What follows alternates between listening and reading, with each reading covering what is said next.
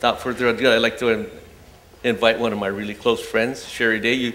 I mean, she doesn't need any introduction, multi-world record holder, and a legend in her own right now, because in what she's done for our sport is just incredible in the shorter time I've known her. I mean, she has an expo that's got thousands of people, over 150 booths. It's international, and she'll probably tell you about that. And like Skip Helen said, she's the first woman ISUA record holder. And the one thing people probably always wonder, and I'll answer that question because I get asked it all the time. They say, "What's it like diving with Sheri Daye?" And I tell them, honestly, with all the people I've dove with quite a few divers, including world champions and national champions. I say she honestly, or me honestly, can say that she dives better than 90% of anyone that I've ever dove with. And that's incredible. But it's good to have a dive partner that you can trust, you know that's going to be there, watch your back. And that's what Sheri is. And she's an amazing person. Well, my job for this event actually was to bring a real legend over here, and that is Art Pender. And it wasn't as easy a job as it might sound. 2 days before we were supposed to fly over here, he was out running around on his property building a hog trap pen, whatever that is. And I know it consists of a big heavy door that comes down when the hog, hits the stick or whatever, and this big trap door fell on his hand. And he makes it sound like a scratch, but it peeled the whole skin off the back of his hand, if you notice his Band-Aid. And of course he told his wife he just had a little scratch, he didn't want to worry, but it was actually a very serious accident. But it's not unlike, Art hasn't changed at all. When he got bit by a shark on the calf, he just duct taped it and kept on spearfishing. So I guess, a lot of us, we are who we are, we don't change, and that's Art Pender. And his wife gave me specific instructions to make sure I don't lose him and bring him back in one piece. So my job's not done yet. But I want to thank the Pistoleros and J&J for having us. We've been looking forward for a while to come in here. When Joe called and asked if Art might come out here, and I asked Art if he was interested, he didn't hesitate to say yes, and he's been looking forward to it for a while. So we're excited to be here.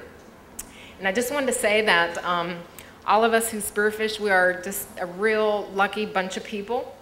Lucky because we have a passion in life, and you can't be a spearfisher and not be passionate about it. And lucky to love a sport that gives so much back to us. I mean, what else do we do that gives that much? We get fresh fish to share with family and friends. We get exercise. We get memories. We get some of our best friends in life, our buddies. There's just so much that you get out of spearfishing. And for me, one of the best things was meeting Art. And I remember a friend of mine named Chad in Florida wanted to write an article on him, and was just kind of wondering out loud, I wonder whatever happened to Art Pender, because no one had heard of him for quite a long time. It seemed like he had kind of lapsed into obscurity.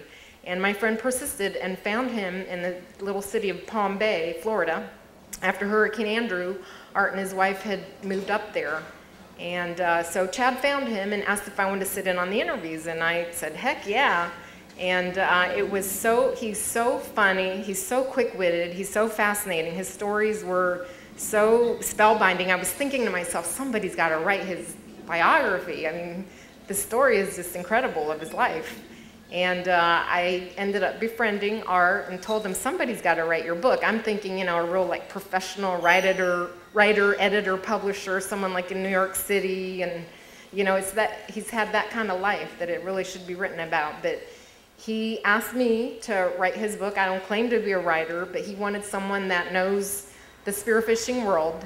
And so I did my best to write down his stories. I really wanted to preserve those stories and those pictures, because he's not real good about keeping pictures and that sort of thing. But so we wrote his book, and again, that's been a blessing to be able to do that. Through his eyes, I realized, what the pioneers have been through. I got interested in history, which usually history books will put me right to sleep, but I guess when you love something, you're also interested in the history. And for example, I bought The Complete Goggler, which on eBay, which if you all have heard of that, it's one of the first books written on spearfishing.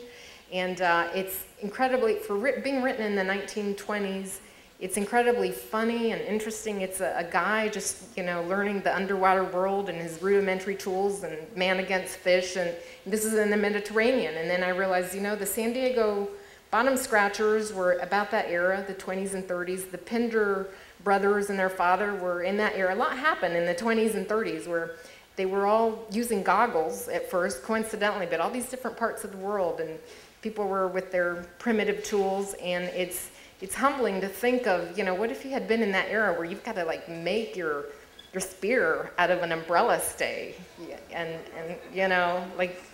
it just seems like, wow. And yet the most amazing thing, I think, is that what they conquered is the fear of the unknown, because nobody knew back then what would happen. Well, in Florida, they thought if you go beyond the reef, you're dead.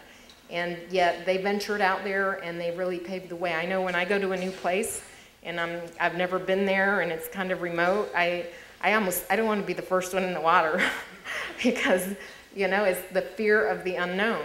And I think that's a lot of, how they paved the way for us and deserve a lot of respect for conquering that. And then if you fast forward to now we have, all this modern equipment, watches on our wrists that track our time and depth, and slick wetsuits that they didn't even have, any wetsuits when they first started, and we have the FRV that Terry spent years developing. A lot of development went into that product. GoPro cameras that we can put on our guns. We have the internet forums where we can go on there and show off our fish and sometimes irritate each other and educate each other, whatever the case may be. But just that we can communicate, we can go spear a fish and share it with someone around the world the same day is just amazing. And you realize just how far you've come. But what I realize as I'm getting older, hopefully wiser, is that this sport has given so much to us. We have an obligation to give back, I believe. And we have an obligation to mentor and teach others and try to keep them safe, the young people and the new people.